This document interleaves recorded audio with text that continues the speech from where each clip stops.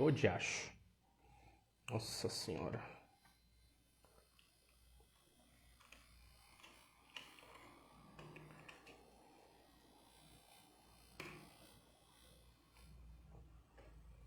Olá, pessoal. Começando aqui com 10 minutos de atraso. Desculpas em primeiro lugar, porque tivemos uns contratempos infantis aqui. Contratempos com crianças. A gente tinha que acordar a criança, porque se não acordar ela agora, ninguém dorme de madrugada. E ele não queria acordar, dormindo igual pedra. Parecia aqueles desenhos animados, sabe? Que você ficava batendo, o pica-pau ficava batendo os pratos, tocando um monte de coisa, passava uma sanfona e a criança não acordava. Igualzinho. Mesmíssima coisa. Então, estamos começando aqui com um pouco de atraso por conta disso, beleza? Mas a gente vai poder conversar, ter um bate-papo bem legal aqui, tá? Lembrando que hoje a nossa jornada é dupla. Então, a gente termina aqui e eu vou lá para a História Católica, que a gente vai começar a ter a nossa terceira live, certo? Da nossa jornada Fim da Ignorância. Vocês estão me ouvindo bem? O áudio está bom aí? Vocês estão escutando bem? Como é que tá? Me avisem, por favor. Aqui eu não vou dar 5 minutos de enrolação, né? Até porque o alcance do perfil é bem pequeno. Mas só me deem um feedback, como é que tá a transmissão, se tá bem, se tá me ouvindo, como é que tá a situação. Tá ótimo, tá me ouvindo, ótimo, temos 5 pessoas aqui. Então vamos lá, tá, pessoal? Eu fiz alguns conteúdos preparando para essa live, tá? O objetivo agora aqui é que eu faça mais vezes isso, ou seja, faça um texto, um carrossel, dando algumas diretrizes, indicando o tema da live, tá? Vai ser mais ou menos assim que a gente vai trabalhar agora. E eu tive a ideia de fazer esse conteúdo, né? A gente veio aí embalado, né? O mês de agosto tem muitos doutores da igreja, certo? Bem como setembro também. Ontem mesmo foi o dia de 2 doutores da igreja, né? Que é Santa Idelgarda e São Roberto Bellarmino, né? Então, em certo sentido, tem sempre essa presença dos doutores na doutrina da igreja. E eu vejo hoje que as pessoas fazem uma lambança, uma confusão nesse assunto. Por outro lado, temos 2 coisas aqui, tá? A primeira coisa é que nós encerramos um capítulo do catecismo, tá? O objetivo agora é que a gente não fique só preso à numerologia do catecismo. Tem ali tal número, a gente vai falar desses números aqui. Não. Vamos pegar o tema, certo? Vamos analisá-lo à luz da revelação, à luz da razão, certo? E à luz daquilo que o magistério nos ensina, tá? Então serão basicamente essas 3 fontes para os nossos encontros, certo? E quando a gente fala da luz da razão, a gente lembra um pouco dessa questão dos doutores, que apesar de o magistério muitas vezes trazer o ensinamento deles para dentro dos seus documentos, ou para dentro, por exemplo, o catecismo mesmo, a gente vai começar o capítulo 2 e ele vai começar a citar muitos doutores. Até o momento ele só citou concílios, documentos, etc., mas ele vai começar a citar alguns doutores e por conta dessa confusão que tem surgido hoje no mundo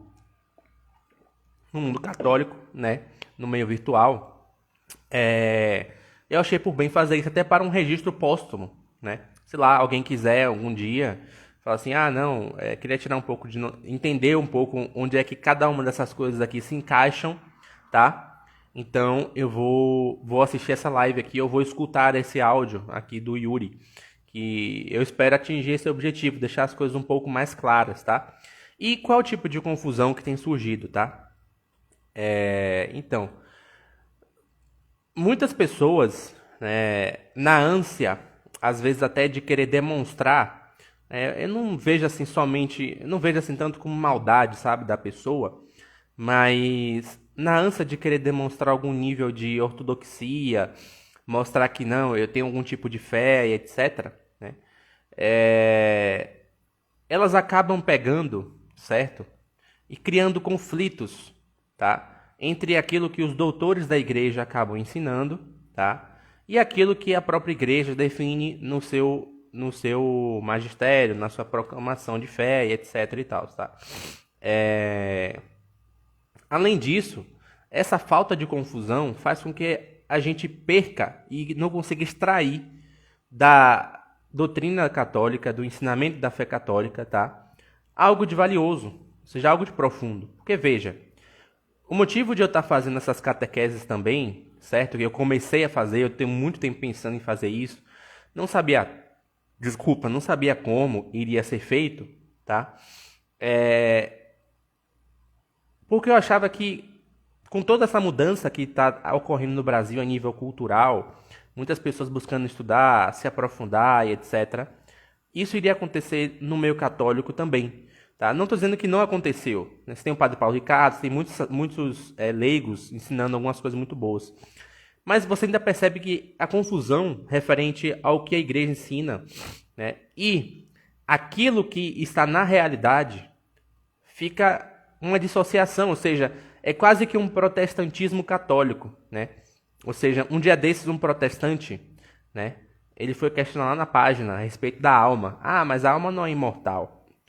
E aí eu falei para ele várias experiências que eu fiz na terceira aula aqui, na terceira catequese, falando sobre a alma. Falei para ele sobre as experiências, então a experiência do tempo, né? Você não está preso no tempo. Você consegue, por exemplo, se programar para o dia seguinte. Por que você faz isso? Porque há dentro de você um princípio, certo? Atemporal, que engloba todos os três tempos, né? O passado causa algum tipo de efeito em você. Então isso faz parte da estrutura da sua própria alma. Mesmo com a experiência que eu falei para ele, e ele até concordando com a experiência, ele falava, nas escrituras não diz nada disso. Ou seja, o protestante, não são todos, mas a maioria deles, até mesmo num país como o nosso Brasil, onde as pessoas não sabem ler nada, nem uma placa de trânsito, tá? Quem dirá a Bíblia, o que acontece é o seguinte, certo? É que as pessoas perdem a noção de que, olha, as palavras, elas têm que estar relacionadas a uma coisa que existe na realidade, tá? Então, existe a fé cristã, na base dela, a noção, tá, de que ela é uma experiência antes de tudo. Existe uma pessoa por detrás disso tudo. E se você senta para ler um evangelho, a vida de um santo, a doutrina de um santo, o catecismo, e aquilo não lhe faz chegar no próprio Cristo ressuscitado, não lhe causa um ponto de conversão, certo? Você, em certo sentido, está preso no mundo das palavras. Você está vivendo um mero palavrório, tá? É justamente o que eu falo quando o pessoal fala assim, não, mas eu estou imitando Santa Teresinha, fazendo a pequena via dela. Eu falo, olha, se você tem 5 anos que você está imitando Santa Teresinha na pequena via e você não virou uma Santa Teresinha, você é tão Santa Teresinha quanto era o Batman na minha infância. Ou seja, você está num nível, tá, de entendimento daquela prática e de vivência dela, certo? Que é uma mera imitação infantil. Então a mesma coisa acontece quando você lê a obra de um santo e você fica, ou o catecismo, e fica preso só nas palavras, preso só nas sentenças, tá? Então, sei lá, o catecismo vai falar de liturgia, de símbolo. O que isso quer dizer de verdade? Ah, porque a liturgia expressa tal coisa que é assim assado aqui, não sei o que lá das quantas, tá? E o que é liturgia? O que você observa disso? O que essa palavra lhe diz na vida cotidiana? Tá? Senão você fica discutindo só abstração. Então o motivo de eu começar essas catequeses aqui é tentar fazer um pouco disso, ou seja, eu faço realmente, ou seja, não é uma coisa assim, nossa, que o Yuri passou 30 anos numa caverna como um sábio e agora ele está revelando para nós todo o conhecimento da sabedoria. Não. Né? Eu sempre tento fazer no dia do sábado mesmo, levanto, pego o trecho, dou uma olhada, vejo o que é que se conecta, qual é o tema que tem mais relevância. Assim que um parágrafo está falando do mesmo tema, tá? 2 parágrafos na verdade estão falando do mesmo tema, eu falo, então isso aqui dá para a gente colocar tudo dentro de uma mesma reflexão, né? O pessoal da Mari Rádio aqui, seja bem-vinda aqui, Amanda. Muito bom de ter sua presença aqui. Então, eu faço isso no sábado. E aí pego lá o meu marca-texto, marco os trechos importantes, tá? Se é necessário escrever alguma coisa no lápis, escrevo. Pronto. Aliás, eu comprei um catecismo novo e grandão para isso. Porque eu tinha esse projeto pessoal de vida. Não, vamos pegar o catecismo de novo. Eu já tinha estudado ele umas 3 vezes, né? 3 não, 4 vezes. 3 vezes por conta de catequese, ou seja, toda vez eu tinha que ir lá dar catequese. Então, tinha toda uma turma de catequese nova. Eu tinha que prosseguir do começo ao fim, né?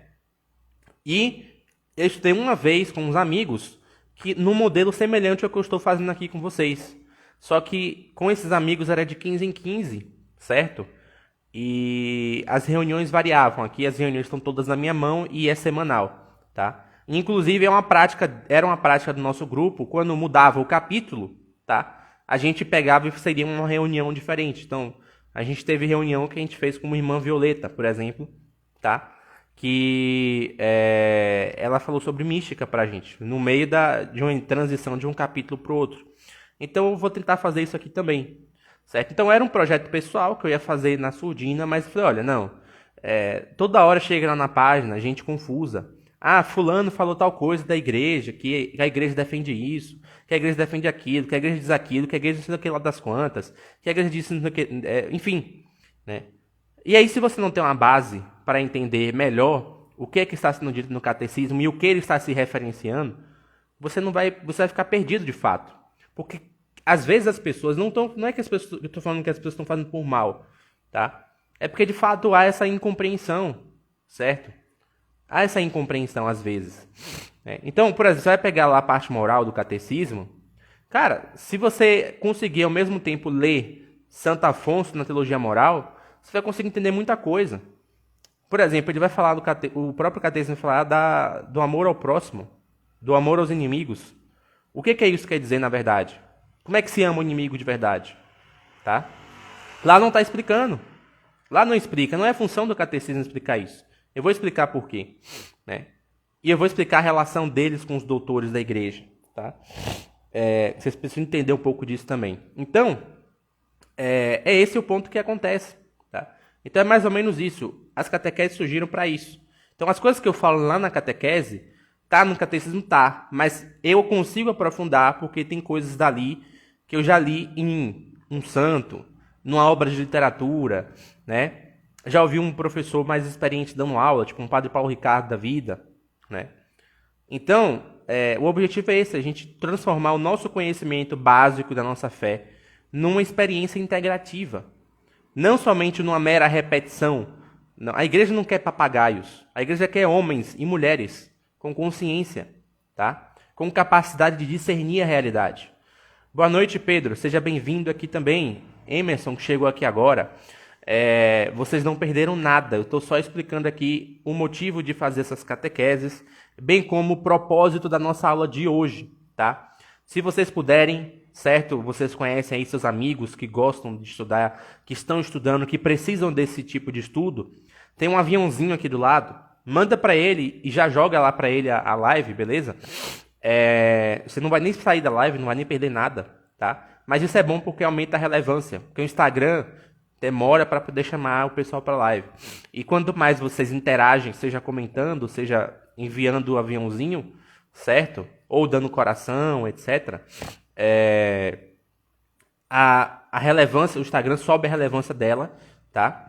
E começa, em certo sentido, a entregar a notificação para mais pessoas, tá? Mas, passando essa explicação técnica aqui agora, tá? Bom, vamos para o nosso conteúdo da live. Então, eu coloquei o título dessa aula de hoje como Raio-X da Doutrina Católica, tá? O que a gente faz quando o que a gente quer? Qual é o objetivo que a gente tem quando a gente vai fazer um raio-x? Né? É justamente ver algo que não está lá dito, que não está demonstrado. O médico ausculta seu peito, por exemplo, tá? Seu tórax, e pensa, talvez aqui deve ter bastante secreção, mas eu não tenho como ver. Eu não tenho olhos que conseguem ver além das coisas visíveis, né? Mais imediatas. Eu preciso de uma máquina que me dê um mapeamento de como está a situação daquele paciente, certo? Ele vai mostrar aquilo que não está dito de maneira imediata, mas que está lá implícito, né? Então, o que é que está implícito na doutrina católica e que não está dito de forma imediata, né? Bom, para a gente fazer isso, a gente tem que fazer uma rememoração histórica da própria doutrina católica, entender como ela foi surgindo. Como é que do nada a gente chegou, por exemplo, no Santo Afonso Maria de Ligório, né? Existem certos acontecimentos que ocorreram, tá, na história, alguns santos, algumas situações, etc., que, se não tivessem acontecido, jamais teria aberto espaço para um Santo Afonso Maria de Ligório escrever uma teologia moral, por exemplo, né? Ou seja, não é nada por acaso. Ou seja, tem todo um encadeamento de causas, certo? Que vai gerando determinadas consequências, tá? E que, no fim, demonstram para a gente determinados resultados, certo? Então, quando a gente vai fazer essa rememoração histórica, a gente chega primeiramente nos primeiros detentores, primeiros depósitos da fé, que eram os apóstolos, tá? O que é que os apóstolos tinham em mãos, certo? E que fazia eles escrever, sei lá, o que é que fazia São Pedro escrever a carta dele? O que é que ele tinha, né, de conhecimento de cristianismo a respeito, conhecimento de cristianismo, perdão, para conseguir escrever lá as duas epístolas de São Pedro, ou São João, ou São Tiago, ou os 4 evangelistas? O que é que eles tinham ali? Eles tinham um contato, uma presença que eles tiveram com o próprio Cristo.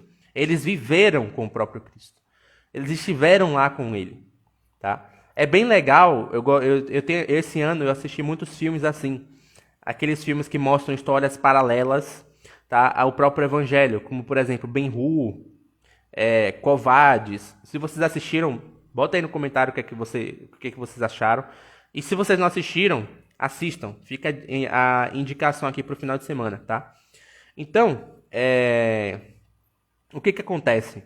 Esses filmes, eles trazem assim histórias de personagens que foram contemporâneos aos acontecimentos narrados no Evangelho, mas que não estavam como personagens principais da trama, tá? Então a vida de Ben-Hur não está ligada diretamente aos apóstolos. Ou seja, ele não é próximo dos apóstolos, não é amigo, ele não fica ouvindo. Ele tem toda uma vida lá com o Império Romano, toda uma situação dele lá saldando dívida como escravo, etc. e tal, tá? Mas aquela história que está se passando na mesma linha temporal, mas num plano paralelo, chega um certo ponto que ela se toca com a vida do próprio Cristo. E quando esses filmes fazem essas releituras, tem uma coisa muito interessante que eles sempre retratam, né, na experiência da igreja primitiva, quando aparece algum apóstolo, tipo São Pedro, São Paulo, né, eles sempre falam assim, nossa, eles viram o Cristo, né, fulano que está aqui, ele viu o Cristo, ele viu Jesus Cristo na sua vida cotidiana, assim como viu ele ressuscitado, né?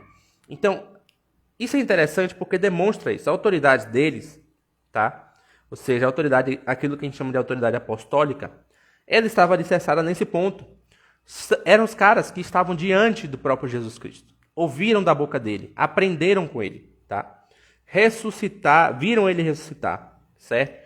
E era o peso da autoridade que eles tinham e que dava a eles todo tipo de conteúdo capaz de manifestar o que era a fé católica.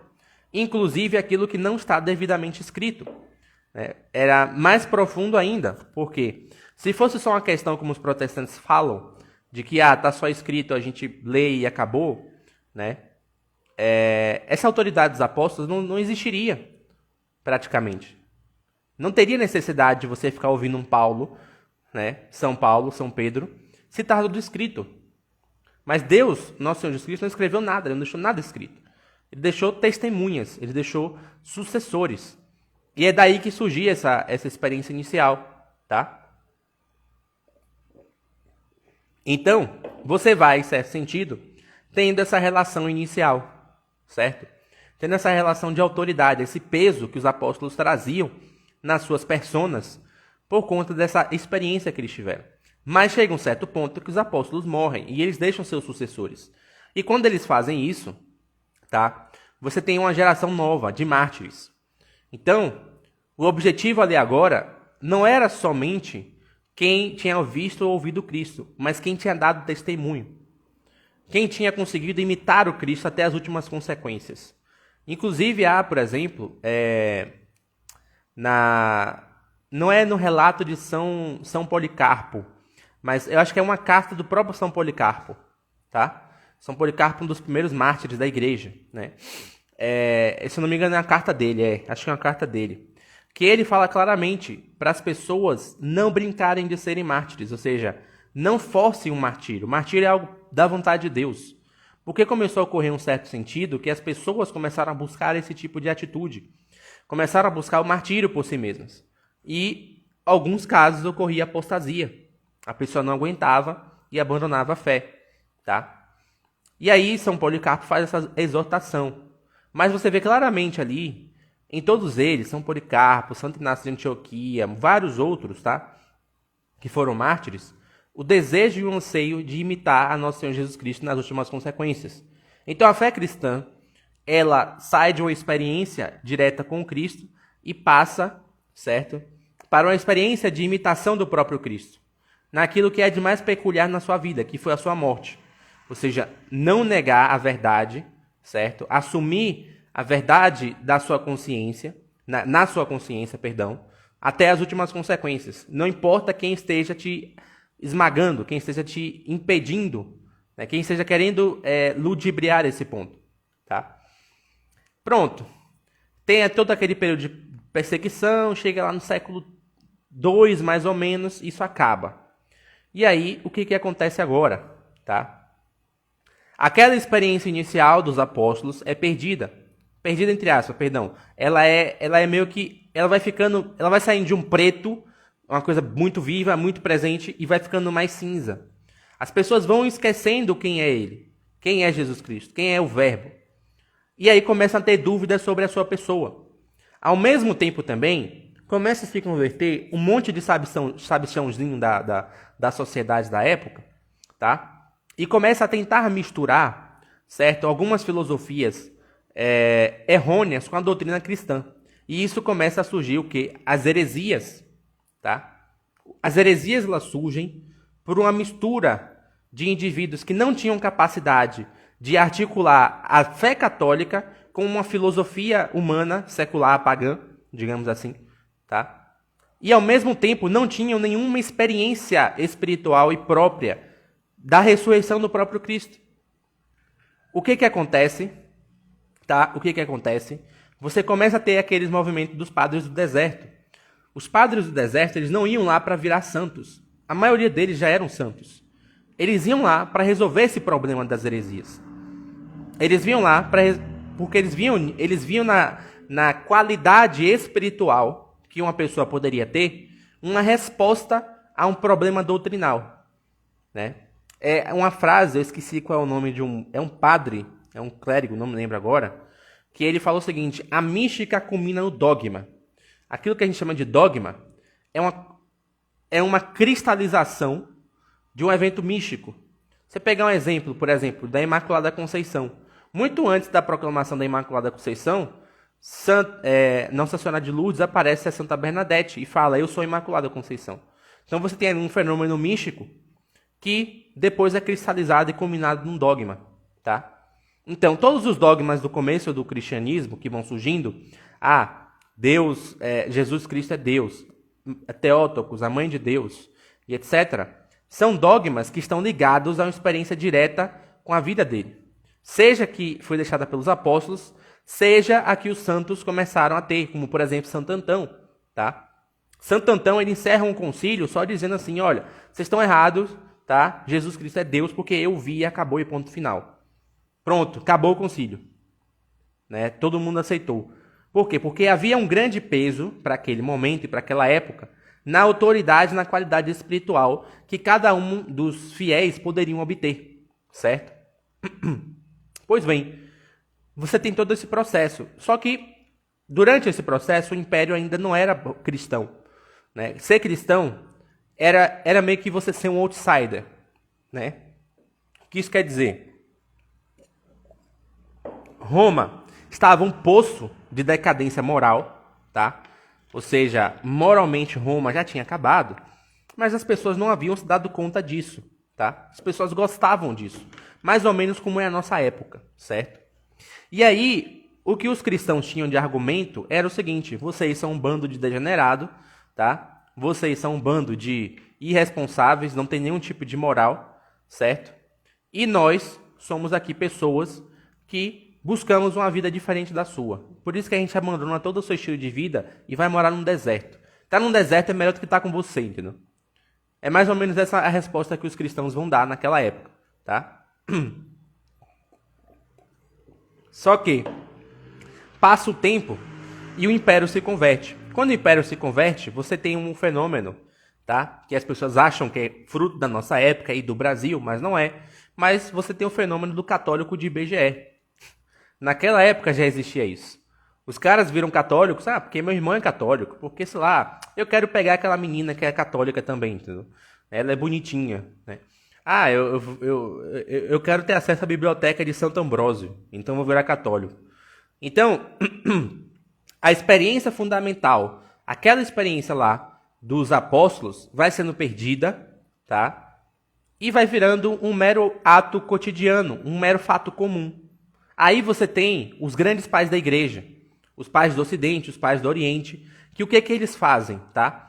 Eles conseguem conciliar, certo? O estilo de pensar a vida propriamente do pagão com uma experiência mística do cristão, certo? O que Santo Agostinho está escrevendo sempre nas suas obras não é somente um mero raciocínio filosófico, mas é uma articulação, certo? É uma articulação profunda de uma experiência de fé cristã, ou seja, uma experiência mística propriamente dita, tá? Com a filosofia. Né?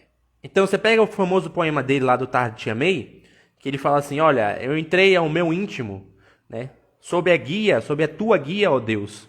Né? E eu conheci, aí ele fala que viu uma grande luz, e quem conhece a verdade conhece essa luz. Ou seja, repare que ele está pegando a experiência do conhecimento próprio da verdade, que é oriundo da contemplação propriamente filosófica, tá? Está integrando numa experiência mística cristã. Ou seja, se pegar a Santa Teresa d'Ávila, ela vai estar vendo a mesma coisa que Santo Agostinho estava vendo.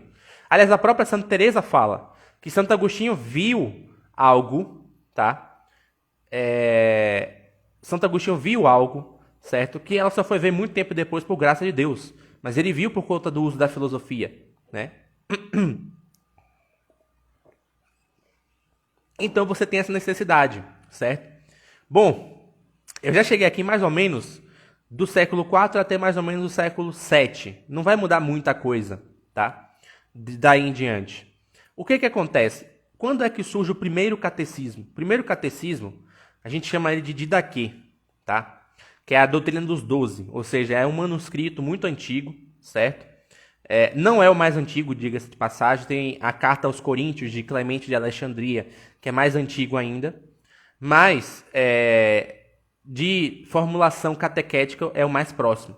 E se você for dar uma lida rápida na Didaquê, o que você vai encontrar lá é uma espécie de sermão da montanha atualizado, tá? A noção de algumas coisas morais que não devem ser feitas, como, por exemplo, o aborto, né? E também a crença básica em quem é nosso Senhor Jesus Cristo na sua ressurreição. Ou seja, ele está dando uma estrutura básica de fé e moral para todas as pessoas daquela época. Só que a igreja daquela época ela não só subsistia com Didaquê. Você tinha ao mesmo tempo, por exemplo, a carta de um Santo Inácio de Antioquia. Tá? Ou seja, cartas profundas, com bastante reflexão, tá? Com bastante meditação a respeito das escrituras, certo? Você tem carta, por exemplo, dos apologetas, como Aristides de Atenas, né? Ou, eu esqueci o nome dele, São Justino, também, que foi Marte, tá? Logo em seguida, ou seja, você já começa a ter o quê? Além da própria base doutrinal que a igreja segue, catecismo, as escrituras, liturgia, você tem também, ao mesmo tempo, alguns textos que se conectam com essas verdades que estão ali inseridas. Tá? Então, você pega, por exemplo, a carta que eu citei aos Coríntios, de Clemente de Roma, e o que ele está fazendo ali basicamente, certo? É aprofundar muito do que está ali na dita aqui. Muito mesmo. Ele aprofunda muito o sentido. Tá? Inclusive, ele faz uma interpretação. É o primeiro documento da história da igreja que tenta fazer isso. Uma releitura do Antigo Testamento, certo? Com os olhos do Novo. Então, repare. Você tem a base, que está ali inserido tudo o que é necessário, mas, mesmo esse tudo, ele tem uma insuficiência que não está no nível da insuficiência quantitativa. Ou seja, o que isso quer dizer? Ele não é insuficiente no fato de que está faltando alguma coisa para ser escrita aqui. Não, tudo que é necessário ser escrito está ali. Mas ele tem uma insuficiência qualitativa. Certo? Não dá para você chegar e ler a Didaquê e entender tudo que a igreja antiga aprendia ou entendia. Se você não passar nas cartas de Santo Inácio de Antioquia, de o martírio de São Policarpo, a narração, né? O Johannes Lucas perguntou, qual é o documento? Qual o documento, Lucas? Eu citei vários aqui. Você está falando da Didaquê, o catecismo inicial? Eu vou falar os documentos que eu citei aqui, tá? Eu estou falando do primeiro catecismo, tá? Que está naquele processo inicial que eu falei, de imitar o Cristo ao máximo possível, de ser mártir, certo? De morrer pela fé, tá? Antes disso, nem catecismo ainda existia diretamente, certo? São as cartas dele, Santo Inácio. Não tem um nome assim, você pega cartas de Santo Inácio de Antioquia, pronto, o nome é esse. Não tem um nome próprio, né? É mais ou menos isso. Então, você tem as cartas de Santo Inácio, você pega ali, pronto, pega o volume 1 da coleção patrística da Paulus, aqueles livros verdinhos lá. Acho que é o volume 1. Volume 1 e volume 2. Pega lá. E aí você vai entender um pouco do que eu estou falando. Então, você não consegue compreender. Mas por que isso acontece? Né? Tem um pouco de relação com o que nós falamos na última live. A nossa linguagem, tá, para falar de Deus é insuficiente. E em um certo nível também precisa. Tá? Porque geralmente, para você falar de Deus, você tem que se utilizar de símbolos. E o símbolo ele tem a multiplicidade de interpretações. De tal forma que você precisa esgotar ao máximo essas possibilidades, certo? Para que aquele assunto esteja mais definido na mente das pessoas, na alma das pessoas. Claro, você não vai conseguir nunca esgotar o assunto. É por isso que, por exemplo, o cara você pega o evangelho, você lê hoje, o evangelho hoje, tá? E aquilo faz parte da sua vida. Você entende aquilo ali como tem algumas coisas ali que se encaixam na sua vida. Ao mesmo tempo, se você for ler o evangelho, daqui a 2000 anos, também vai fazer sentido na vida da pessoa que lê daqui a 2000 anos. Bem como na antiguidade fazia sentido para ele. Por quê? Porque todo o evangelho está descrito, certo? Numa espécie primeiro de narrativa, ou seja, narrativa é um símbolo, tá? Segundo, dentro da própria narrativa, você tem ali uma série de símbolos. Então você tem as parábolas, você tem alguns gestos de Jesus, você tem a narrativa da paixão. Então, cada um desses símbolos vai fazendo uma espécie de, como se fosse um cubo mágico, que vai fazendo uma compactação da realidade de forma dinâmica. E ela sempre se adequa perfeitamente à sua vida, à vida de quem quer que seja que bote os olhos para ir naquilo ali. Ou seja, você vê que é próprio da divindade isso aí. Não tem como um ser humano escrever isso e conseguir um tipo de perfeição tão profunda numa narrativa. É muito difícil. É impossível, na verdade. Então, a doutrina, quando ela tem essas formulações iniciais, e dentro do catecismo a base é essa, ou seja, a palavra catecismo, a palavra catequese, o próprio catecismo diz, acho que todos os catecismos falam isso, vem do grego catequesis, né, que significa ecoar, ou seja, um eco. Você tem, ao longo de toda a história, a mesma base, certo? de ensinamentos que são passados para a grande maioria do povo de Deus. Que é o quê? Fé e moral. Ponto final. É isso que compete. Então, o que acontece? Todos os catecismos têm que conter essa estrutura, só que eles vão variar, óbvio, ao longo dos tempos. Então, para a igreja primitiva era necessário somente uma espécie de Sermão da Montanha 2.0 e você falar de algumas realidades que eram próprias do Império Pagão. Aquilo que não estava descrito ali era aprofundado na doutrina dos santos, né? Ou seja, Santo Inácio de Antioquia, Santo Inácio de Antioquia, qual é o nome dele, meu Deus? Esqueci agora, é outro mártir também, do começo dos séculos. Eu esqueci o nome dele agora. Mas esses mártires, que têm cartas ali escritas no começo da igreja, houve-se uma discussão na igreja porque não poderia se colocar ele como doutor. E o motivo é simples, basicamente. Não se coloca eles como doutores apenas por uma questão de conveniência do ofício divino. Porque o que acontece? O que é que o ofício divino faz? O ofício divino é a liturgia. Tenta honrar os santos de acordo com o seu maior grau, com o seu maior bem, né? Michele, vai ficar salva sim, tá? Se Deus quiser, ficará salva. Se o Instagram não bugar ou não fazer nenhum tipo de problema, tá? Então, continuando. Por que não se coloca Santo Inácio de Antioquia como um doutor da igreja? Ele tem toda a condição de fazer isso. Ele tem toda uma teologia da unidade da igreja profunda, né? Teologia mística, diga-se de passagem. Mas por que não se coloca ele como doutor da igreja? Por conta do que eu falei, da liturgia e do ofício divino. O ofício divino e a liturgia, eles tentam rememorar os santos naquilo que eles têm de mais excelente. E olha, concorda comigo, é mais excelente você morrer pelo Cristo do que você escrever uma obra. Então, você não tem como simplesmente fazer um mesmo elogio a uma pessoa no mesmo adjetivo. Não tem como você dizer que ela é bonita e inteligente ao mesmo tempo. Você tem que falar, olha, você é bonito e você é inteligente. Não tem um bonita e gente para dizer, não, você é bonito e inteligente ao mesmo tempo. Não tem. Então, você só pode fazer um elogio só. Então, você faz um elogio, certo? Dentro da liturgia, tá? De tal forma que você maximize, você honre aquilo que é de mais excelente na vida daquele sujeito, tá? Então, em certo sentido, é somente por isso que não acontece. Essa estrutura que eu falei para vocês, de catecismo e doutores da igreja, não vai mudar. Não muda. Sempre vai ser necessária. Aí você pega, certo, o próximo catecismo, que é o catecismo romano, basicamente, tá?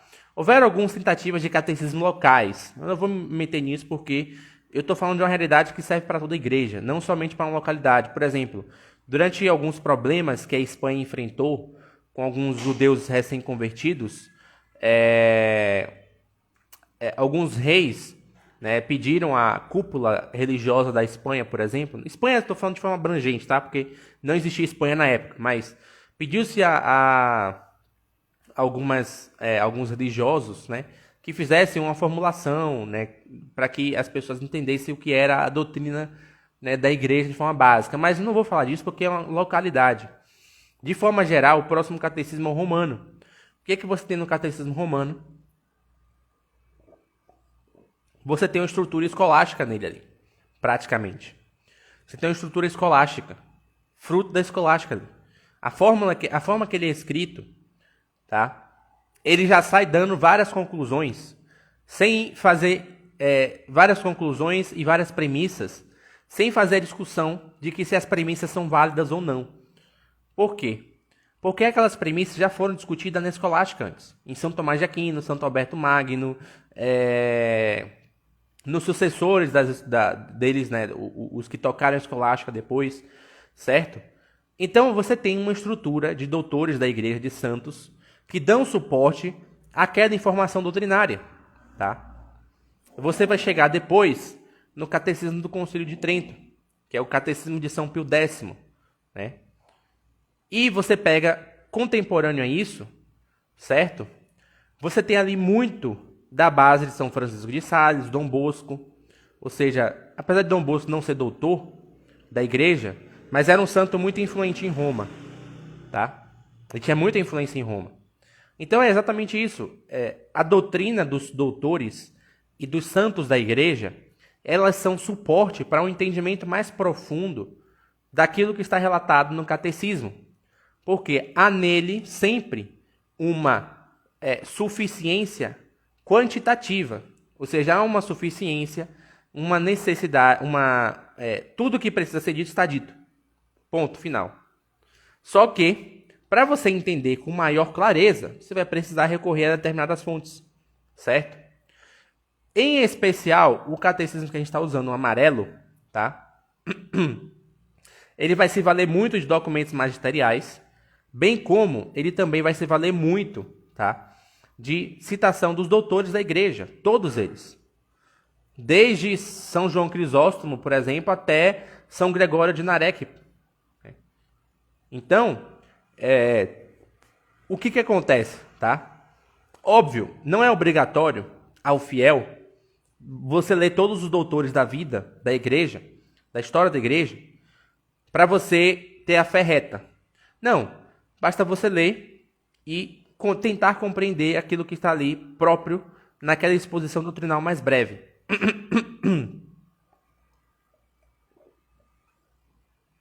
Só que aí é que tá. Cara, quem quer ensinar, e aí é que vem o problema do que por que eu estou fazendo essa aula, por que eu estou fazendo essas catequeses.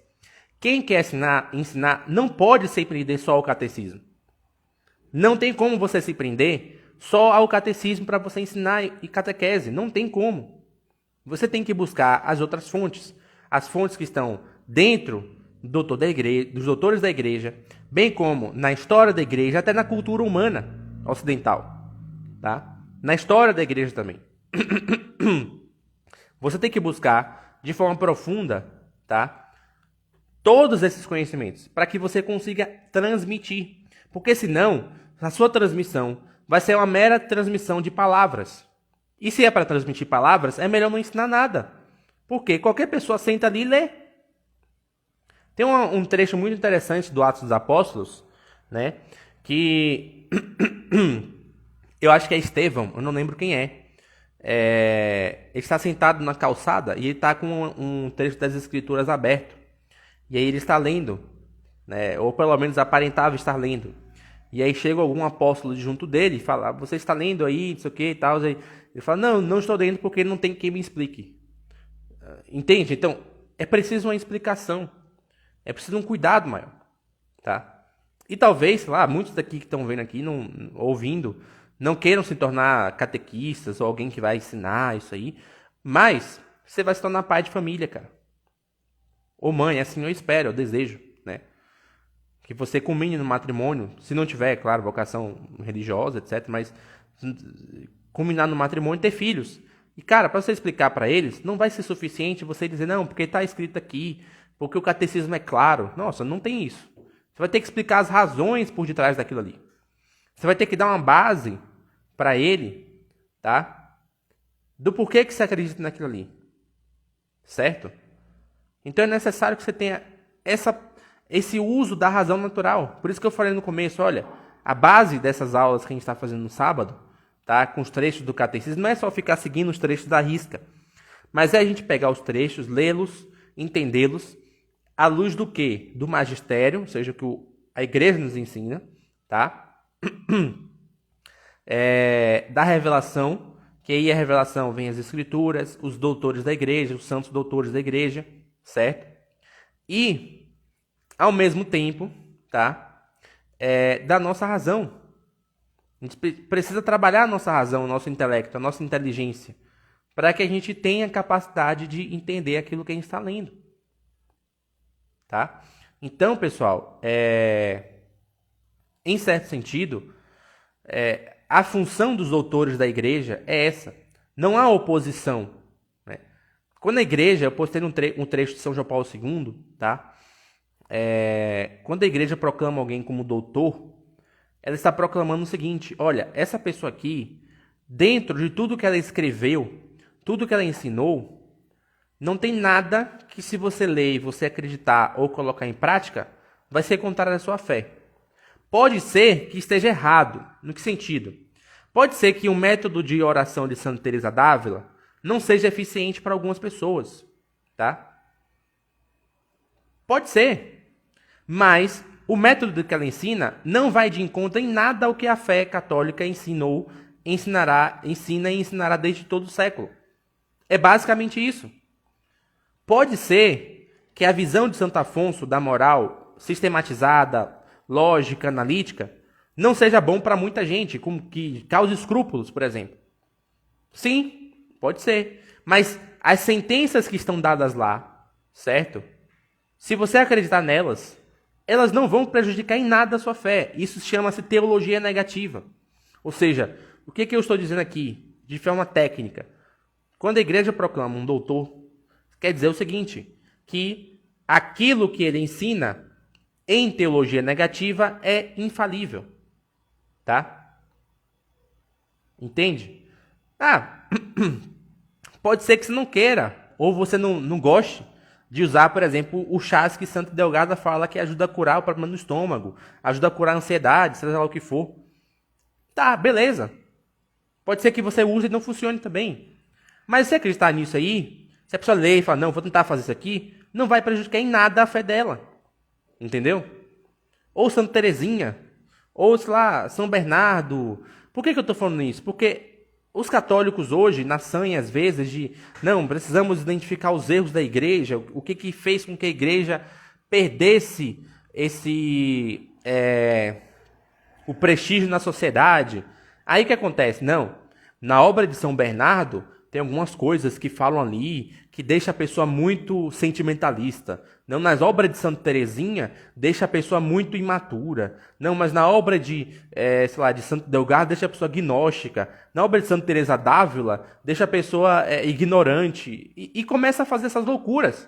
Meu filho, calma, você chegou agora e você quer sentar na janela? Esses caras aqui, eles passaram por todo um processo de canonização. E os que não passaram, a santidade deles era tão evidente que eles foram proclamados de forma imediata, tá? E mas não somente isso. Eles não só tiveram esse processo de ordenar a sua alma, como também, tá? Também, eles colocaram aquilo em escrito, deixaram um legado pra gente. E é reconhecido pelo magistério, tá? A Paula perguntou aqui, explique melhor essa teologia negativa. Teologia negativa, Paula, tá? É um termo técnico, tá? Para explicar o seguinte, olha, como é que eu posso dizer? Você tem, por exemplo, assim, o catecismo vai dizer, a gente fez nas primeiras aulas, quem é Deus, tá? Então ele vai desenvolver uma teologia para dizer quem é Deus, certo? Com base nisso, você pode criar uma teologia para dizer quem não é Deus. É basicamente isso, certo? Então a teologia negativa, aquilo que eu falei aqui, é o seguinte, ela não vai causar nenhum dano na proposição que a igreja faz na sua teologia, certo? Ela não vai inserir ali algum elemento que cause esse tipo de confusão, né? Que cause esse tipo de não. A igreja diz que Deus é X e o santo está ensinando que Deus é Y. Não vai causar isso, entendeu?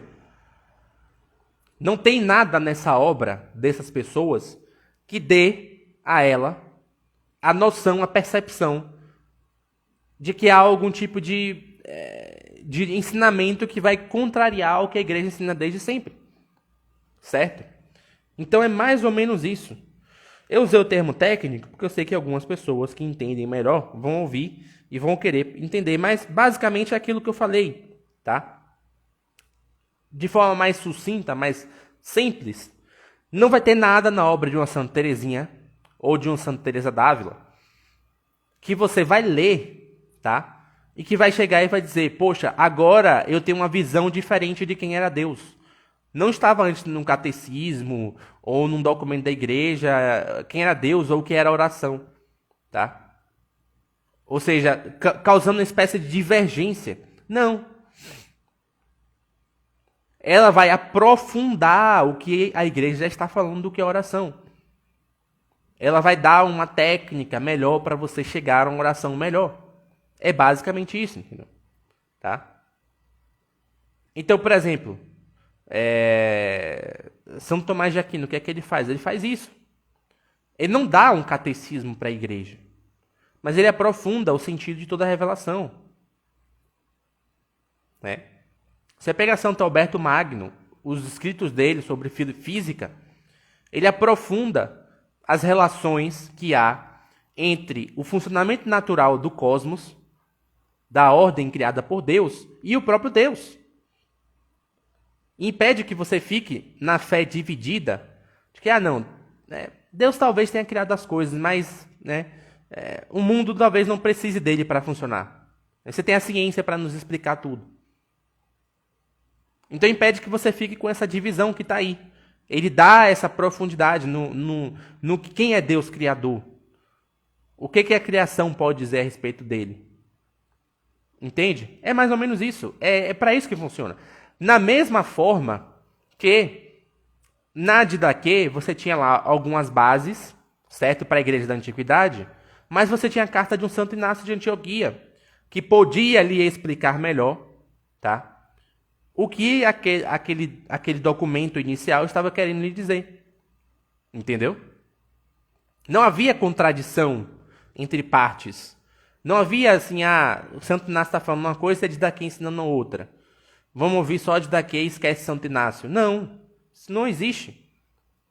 O que acontece é que muita gente, às vezes, e aí eu falei, é o motivo de eu estar fazendo essas catequeses todo sábado, de eu estar fazendo essa aula, inclusive.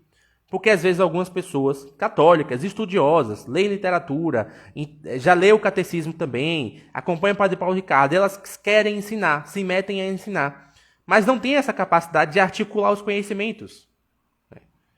Porque, veja, olha, se você quer ser só um aprendiz, ótimo, você senta e lê.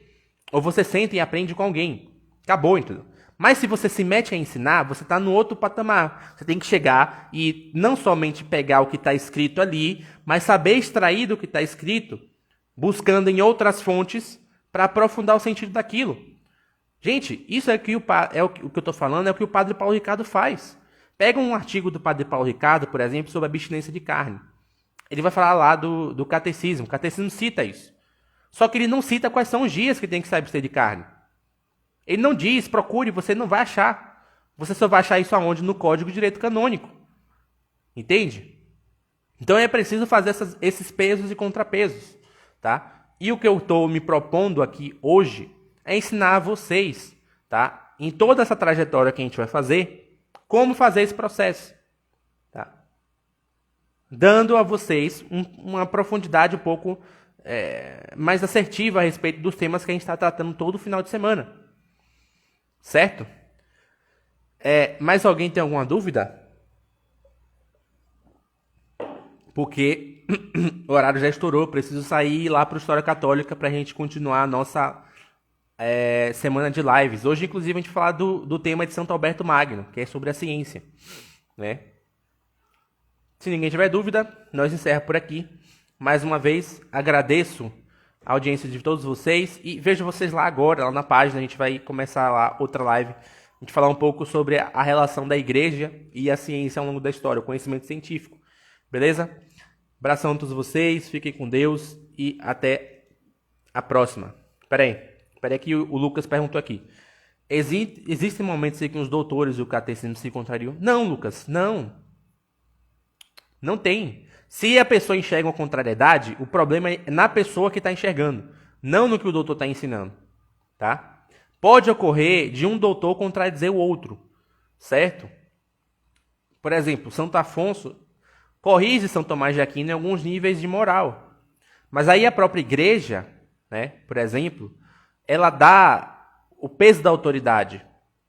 Então, aí você tem que ter um pouco de expertise, discernimento. Por exemplo, se há uma discordância moral entre Santo Tomás e Santo Afonso, a igreja dá a Santo Afonso o título de doutor zelosíssimo, ou seja, doutor voltado para a moral. Então, em moral, Santo Afonso tem um peso maior do que Santo Tomás de Aquino. Santo Tomás de Aquino, ele é o doutor angélico. Então, na definição das categorias angélicas, tá? E na estruturação daquilo que é a doutrina da igreja, ele tem maior peso.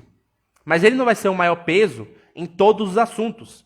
Ou seja, aqueles assuntos em que a igreja definiu um título para o doutor, ele tem um peso maior. Então você pega a graça, Santo Agostinho. A igreja define, Santo Agostinho é o doutor gratiae, doutor da graça. É quem, em toda a história da igreja, conseguiu aprofundar com maestria o tema da graça. A mesma coisa, sei lá, deixa eu pensar em outra aqui.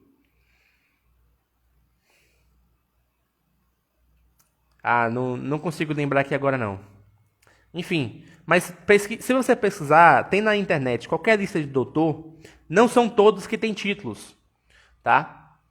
E aí vai caber ao fiel, caber ao padre, enfim, a quem estiver à frente, né? O primeiro doutor foi São Gregório Magno, Papa. Se eu não me engano, ele escreveu a obra chamada Moralia, que é um comentário ao livro de Jó. E através desse comentário, ele faz toda uma definição do que são os pecados capitais. Por exemplo, os pecados capitais, me diga aí onde eles estão na Bíblia. Não tem. Me diga onde está na patrística. Não tem. Quem definiu isso foi um doutor da igreja. E isso é um fator comum a todo mundo hoje. Aliás, isso entrou no catecismo. Porque não existia nos catecismos antigos o tema dos pecados capitais. Entendeu? A importância de um doutor e como é impossível você ter um catecismo e você ter um doutor contradizendo aquele catecismo. Tá? No tema da pena de morte, por exemplo, Lucas falando aqui, o que houve, certo? Foi uma mudança não no sentido moral do entendimento da pena de morte, mas foi no sentido pastoral, tá? O que isso quer dizer? O sentido moral quer dizer o seguinte, olha, é errado defender pena de morte, em qualquer circunstância, não tem como existir isso, tá? Por outro lado, o tema pastoral é o seguinte, olha, não é prudente você defender isso. O que o Papa fez foi modificar a pena de morte de um fator moral para um fator pastoral. Olha, você está hoje com o mundo, quem mais é perseguido em todo o mundo, ou seja, que você tem mais mortes, são os cristãos, tá? E você tem hoje todo um cenário totalitário se desenvolvendo contra a fé cristã. Olá, Tata Dias, boa noite. Só terminando aqui que eu tenho que ir lá para a História Católica correndo. Então, voltando aqui, você tem toda uma noção do seguinte, olha, você tem um cenário global, tá? Que as pessoas estão se voltando a perseguir a fé cristã em todo o mundo. Sendo assim, há um risco, há uma possibilidade cada vez maior de que o mundo proíba a fé cristã e quem for cristão seja mandado à morte. Então não faz sentido você defender a pena de morte nesse caso. Não porque é moralmente errado, não. Porque se você faz isso, você é burro. Você está colocando a guilhotina no seu pescoço, entendeu? Você não está percebendo a situação. Então o que o Papa fez, sutilmente, foi falar, olha, esse caso aqui de pena de morte é o seguinte, ele deixa de ser uma questão moral, porque quando a igreja definiu a pena de morte, você tinha a possibilidade de fazer, não tinha muitos recursos para você simplesmente controlar a criminalidade, tá? Então, era muito difícil você fazer isso. Então, era uma opção viável, diga-se de passagem. Só que a partir do momento que você vai tendo as revoluções, guerras mundiais, estados totalitários, ditaduras, etc., isso vai deixando de ser um cenário favorável, entendeu? Vai deixando de ser uma coisa assim, olha, plausível não. Agora, é claro, a igreja não está dizendo, olha, se você defender, você está pecando, você está sendo contra a fé católica. Não, você só está sendo imprudente. Você só não está tendo o nível de prudência necessário para avaliar a situação que você está e o que você está defendendo e as possíveis consequências do que você está defendendo. É mais ou menos isso. Então não teve uma definição. Então vai ter agora uma contradição entre Santo Tomás e o catecismo. Não necessariamente, porque São Tomás está falando da pena de morte no nível moral. E o catecismo estará falando no nível pastoral. Aragão, não, é lá. Eu só estava respondendo uma dúvida que foi muito boa aqui, do Lucas, certo? Mas eu vou para lá agora pro História Católica. Então, quem entrou aqui achando que a live é aqui, não. Vai lá no História Católica, eu já vou começar, eu só vou dar uma preparada aqui no cenário, beber uma água, né, encher minha água aqui de novo, pra gente ir pro segundo round, a gente vai falar lá sobre ciência e religião, historicamente, no sentido histórico, beleza? Então, pessoal, eu agradeço mais uma vez a atenção de vocês, certo? Se vocês quiserem, vocês que me acompanham aqui, estão acompanhando esse projeto de catequese aqui, se vocês quiserem uma continuação, nem que seja um roleplay, né? Uma conversa direta, você me manda uma pergunta, como o Lucas fez agora, e eu tento fazer uma explicação, né, da aparente contradição, vocês me falam, manda aí no direct, manda nas caixinhas, enfim. Que aí eu tento ver a possibilidade de fazer uma outra live desse nível, certo? Mas agora eu preciso realmente encerrar, que eu preciso ir lá para a História Católica agora, tá? Então, boa noite, pessoal. Boa noite, Elton. Boa noite, Aragão. Boa noite, Lucas. Boa noite, Daniel. Boa noite, Miguel. Boa noite a todos que estavam aqui presentes. Até mais, fiquem com Deus e a gente se vê lá na página.